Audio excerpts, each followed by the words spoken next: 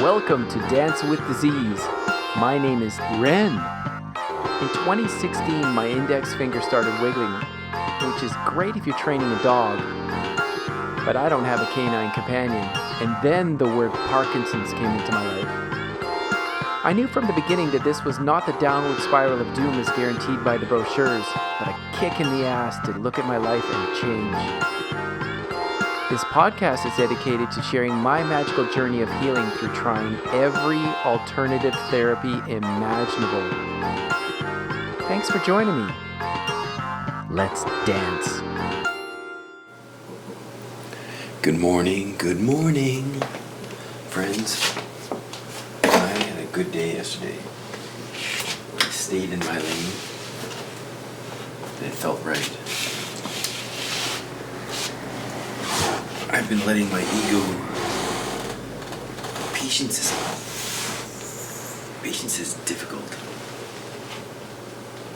I want this recovery process to be over with so fast. And it took me so long to get in this place that it's not going to happen fast. It's just not. Just accept.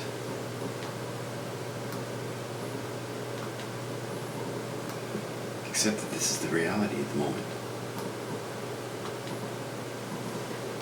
And it's okay. Things going really well. I find it interesting that newness is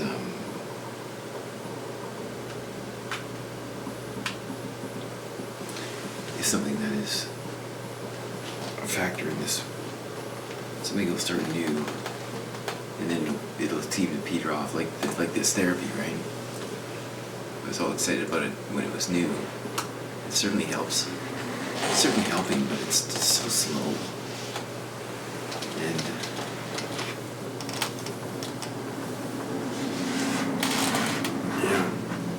thinking about other people. Oh, it's so boring.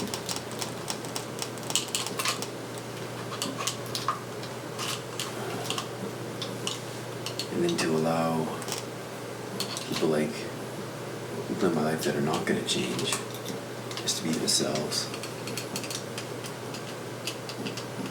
I'm not trying to change anybody, except people for who they are.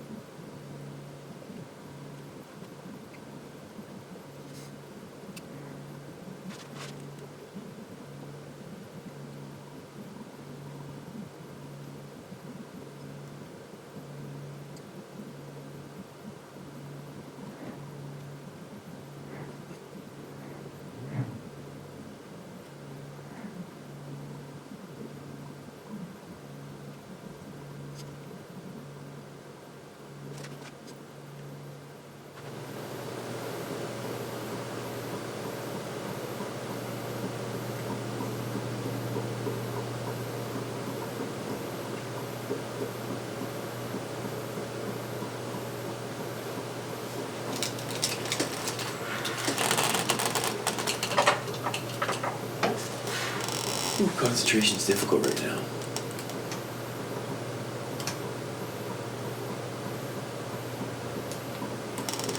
And I'm wondering if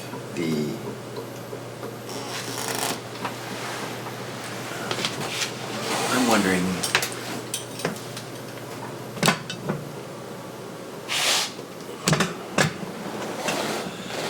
wondering if the frequency, it's a generalized frequency of 40 hertz. By the way, it's June 2nd, 2022, and it was 6:20 when we started. I slept in a little bit, which is great. 6:47 now. So the 40 hertz is something that Wilfrid Laurier chose as the baseline hertz that the brains operate. But I wonder if that we all operated the same frequency. That's my question at this point. Like,